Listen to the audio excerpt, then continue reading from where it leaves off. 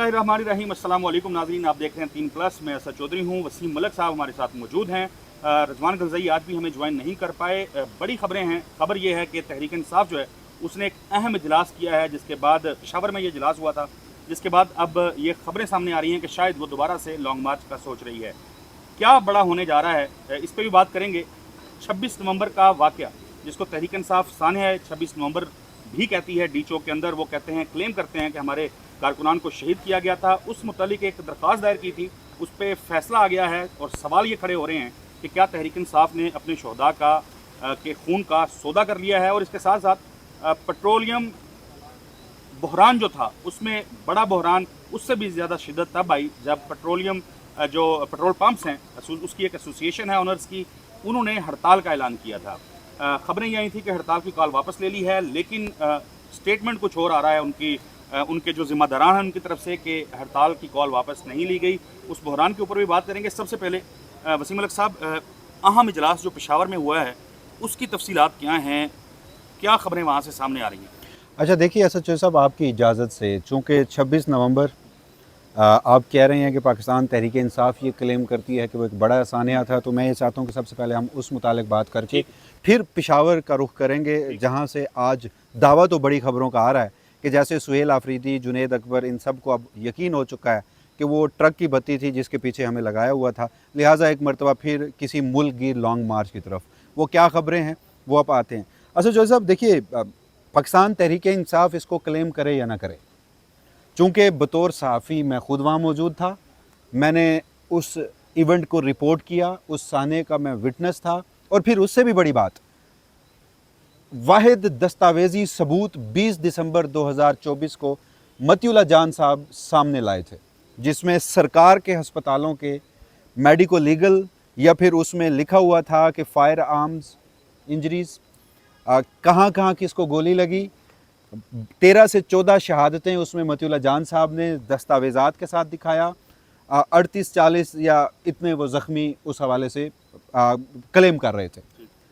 अब वहाँ पर गोली तो चली, या तो फिर पीटीआई वालों ने पीटीआई वालों को मारी या फिर सिक्योरिटी फोर्सेस ने, बहरहाल लेकिन वो एक सानिया था, चूँकि उससे मुतालिक शवाहिद आ गए, तो मैं इसे अपनी ज़ाती हैसियत में नहीं कहूँगा कि पीटीआई ये क्लेम करती है।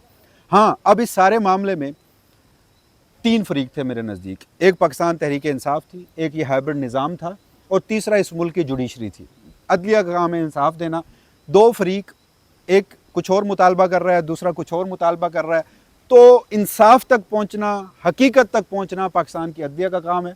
वो काम सही कर रही है या नहीं कर रही, वो जो फ़ैसला आया है वो आज हम आप नाज़रीन के सामने रिपोर्ट कर देते हैं। इसकी एक छोटी सी बेस है, वो मैं क्विकली आपके सामने रख दूँ।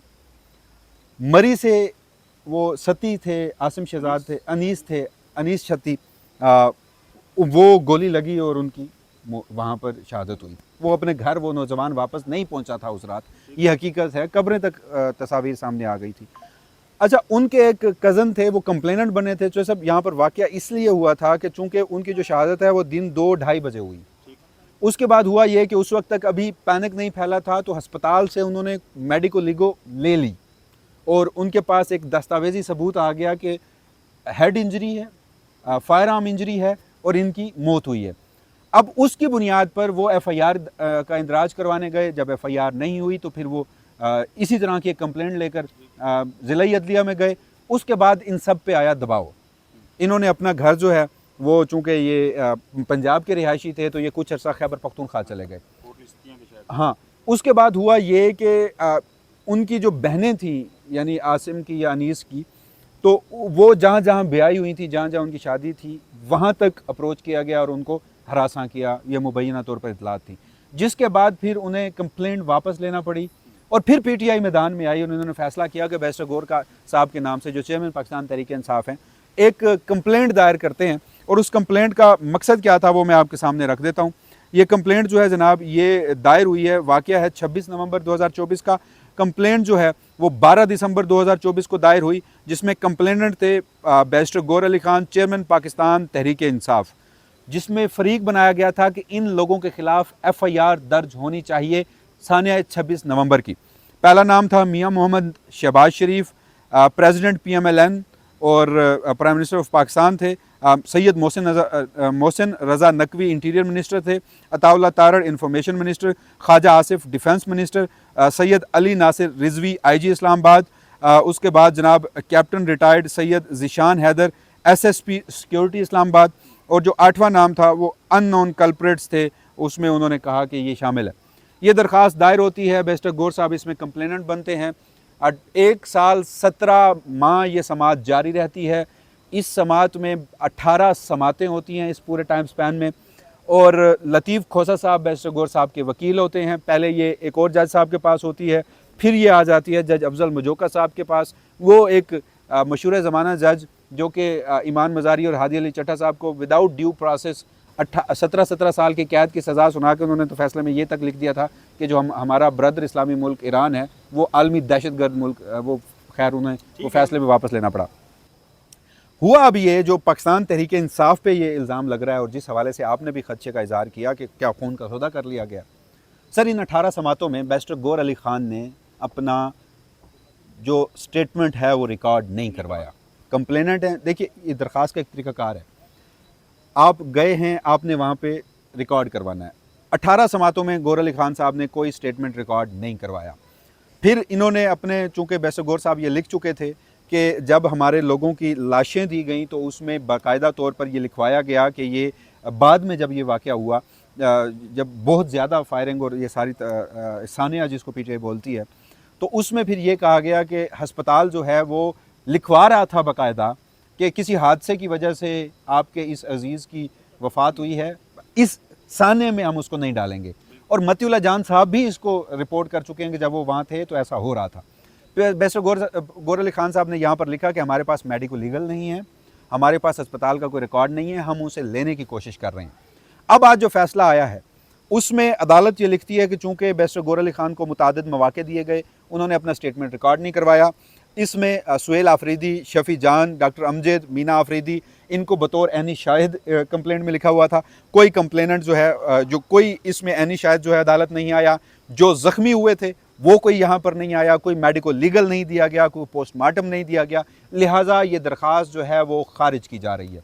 मुझे याद है तब लोगों को, साफ़ियों को, सब साफ़ियों को वो एक वो क्या होता है ड्राइव, हाँ, वो बना गूगल के ड्राइव इन्होंने वो जारी किया था कि ये हमारे पास शवाहिद हैं। वो तो साफ़ी आई विटनेस थे ना, या तो उनको पार्टी बनाते, मेडिको लीगल या पोस्टमार्टम वो तो नहीं दिया गया। देखिए जहाँ तक हकायक हैं, हम कानूनी टीम की नाअहलियों पे उठाएंगे, पीटीआई के लोगों पे सवाल उठाएंगे, लेकिन जो शवाहिद हैं बतौर साफ़ी वो हकायक वो हमारे सामने होने चाहिए।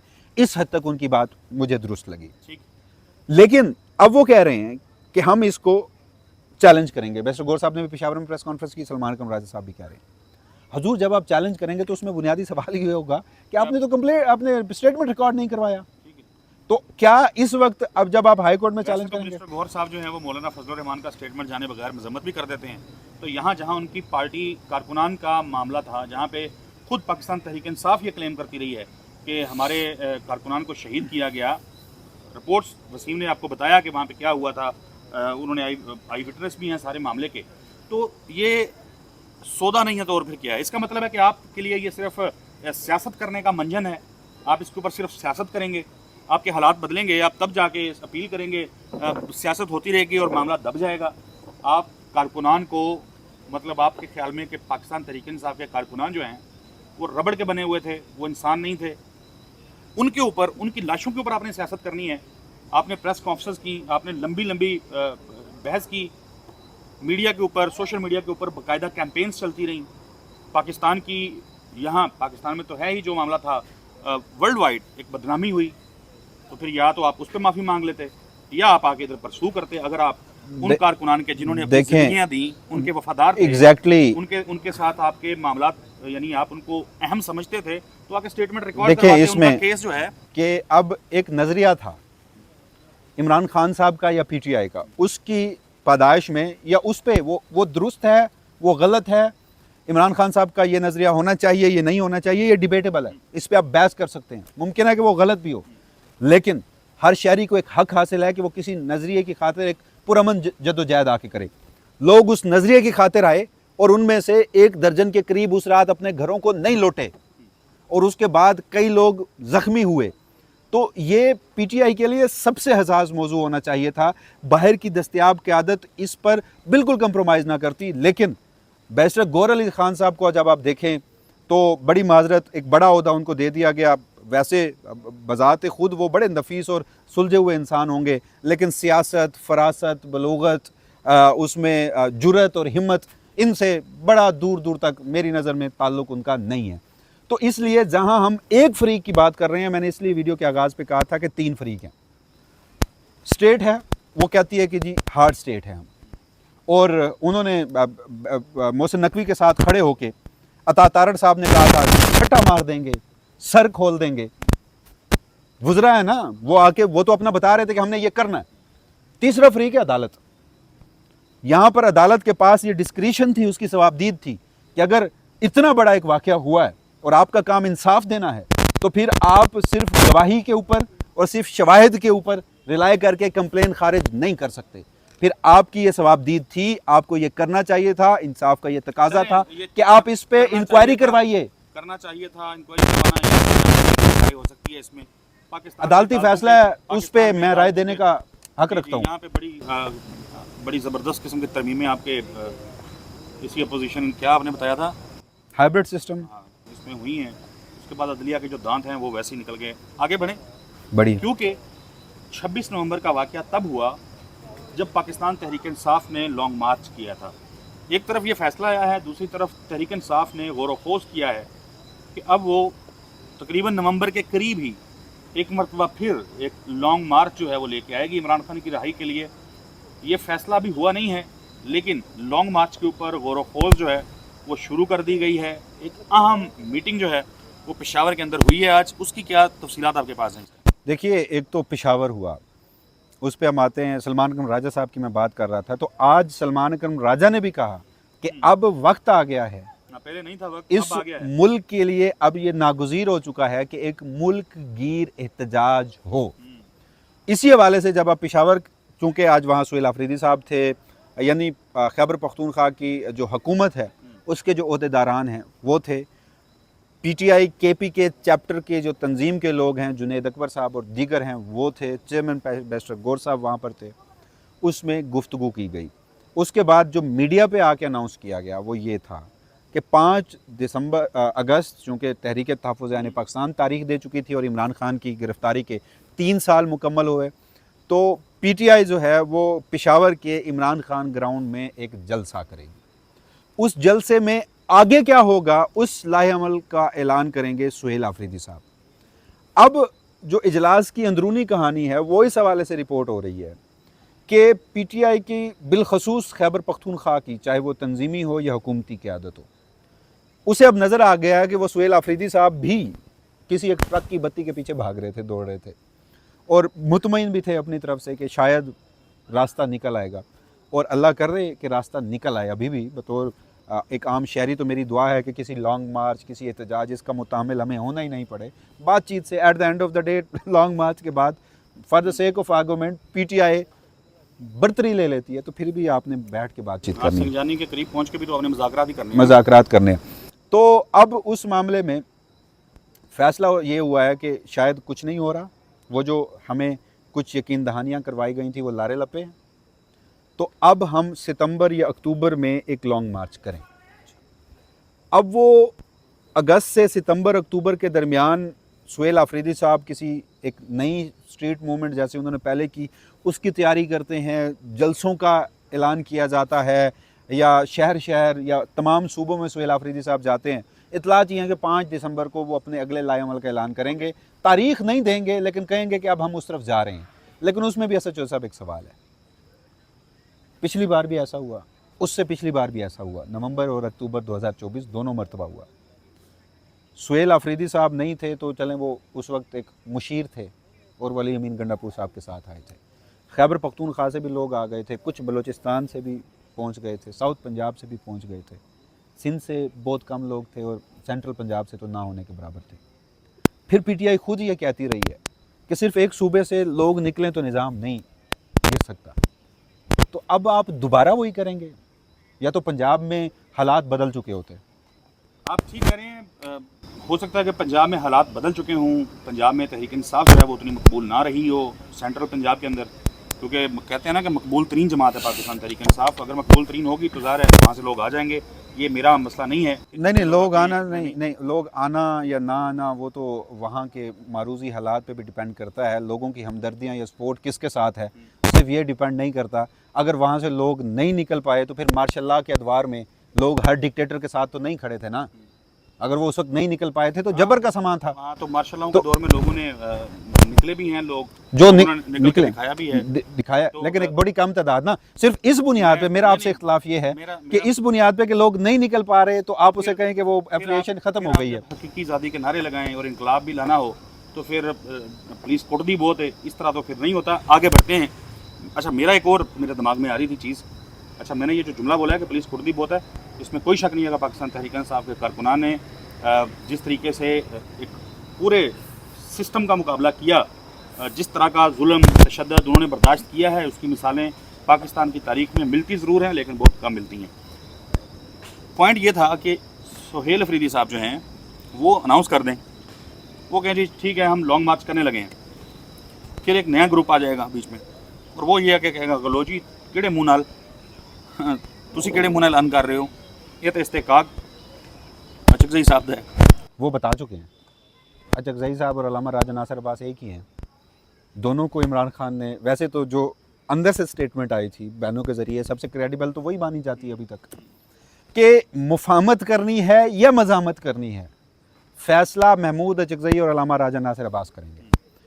आज गुज़श्ता दिनों अल्लामा राजा नासिर अब्बास साहब का एक स्टेटमेंट आया था। हाँ, अच्छा, उन्होंने वो मज़ाहमत वाले उस कॉन्टेक्स्ट में नहीं, उन्होंने कहा कि स्ट्रीट मूवमेंट का उनसे सवाल हुआ था, उन्होंने कहा स्ट्रीट मूवमेंट जो है वो पीटीआई ने करनी है, हम तो मुफाहमत जो है जो बातचीत तो फिर वो फैसला ये कर चुके हैं कि इमरान खान साहब ने अगर दो ऑप्शन उन्हें दिए थे कि मज़ामत या मुफाहमत, तो उन्होंने मुफाहमत चुनी है। अचकज़ई साहब जो है वो कहते हैं कि जब मतलब वो कहते हैं कि मैंने सारी ज़िंदगी सियासत की है तो मुझे पता है कि कौन सा टाइम जो है तब क्या करना है। तो ज़ाहिर है वो महमूद खान अचकज़ई मशर हैं आजकल पूरे अपोजिशन इत्तेहाद के, तो उनको मालूम होगा कि कब, ज़ाहिर है आप और मैं अगर उनको बताएं कि लॉन्ग मार्च का टाइम है अब कर दें तो। नहीं, मैं नहीं कह रहा, एक सवाल था। मैं सिर्फ एक बात कर रहा हूँ कि ज़ाहिर है उनको मालूम है, इमरान खान ने उन पर एतमाद किया हुआ है, बैरिस्टर गौहर को चेयरमैन पीटीआई लगाया हुआ है, इससे पहले अली गंडापुर साहब को वज़ीर-ए-आला भी लगाया हुआ था, सेंट्रल पंजाब में पुलिस बहुत कोड़ती है, ये वाले सारे मामला हैं। तो लेट्स सी किस तरफ मामला जाता है।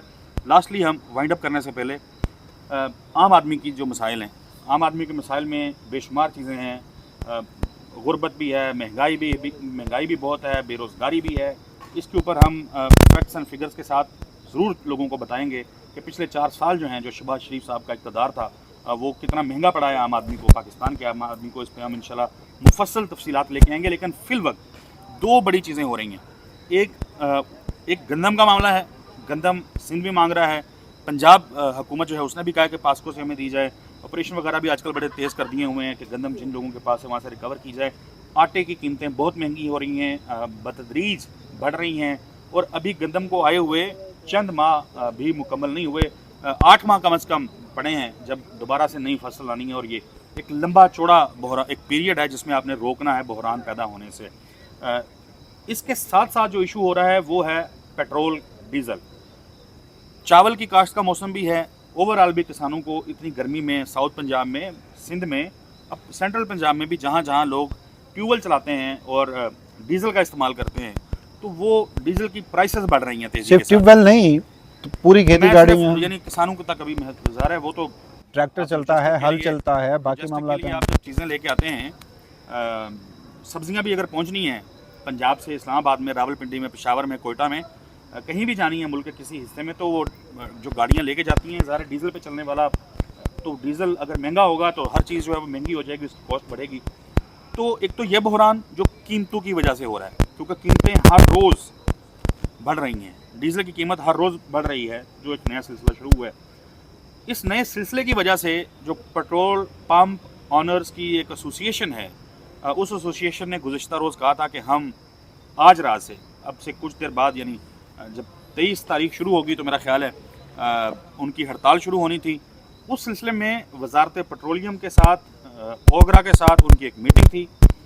वो मीटिंग, उसकी तफसील उन्होंने बताई अली परवेज़ मलिक साहब ने आके कि मुज़ाकरात कामयाब हो गए हैं। मेरा ख्याल है उसमें एसोसिएशन के भी शायद लोग थे, वही को बता रहा था कि वो भी साथ उन्होंने प्रेस कॉन्फ्रेंस की थी। تو وہاں پہ یہ کلیم کیا گیا تھا کہ 15 روز کے لیے ہڑتال جو ہے وہ مؤخر کر دی گئی ہے۔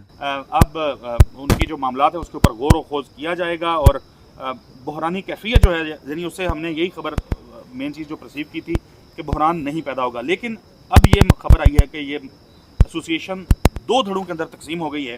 ایک جو دھڑا ہے ہمایوں خان صاحب کا، جن کو کوٹ کر کے پچھلی ویڈیو میں ہم نے بتایا تھا کہ انہوں نے ہڑتال کا اعلان کیا ہے، اسی گروپ سے، اسی دھڑے سے تعلق ہے۔ انعام الحق صاحب ہیں، وائس چیئرمین ہیں آل پاکستان پیٹرول پمپ آنرز ایسوسی ایشن کے۔ ان کا ایک ویڈیو پیغام سامنے آیا ہے جس میں انہوں نے یہ کہا ہے کہ مذاکرات ہمارے ناکام ہو گئے ہیں، افسوس سے کہنا پڑ رہا ہے۔ وہ کہتے ہیں کہ وفاقی وزیر سے ہماری ایک بار پھر ملاقات ہوئی تھی، ہمایوں خان صاحب جو ہیں یہ ان کا ورژن تھا، دوسری ملاقات بھی ہوئی، اس میں مذاکرات وہ کہتے ہیں کہ ناکام ہو گئے۔ وفاقی وزیر پیٹرولیم جو ہیں انہوں نے ہمارے مسائل نہیں سنے۔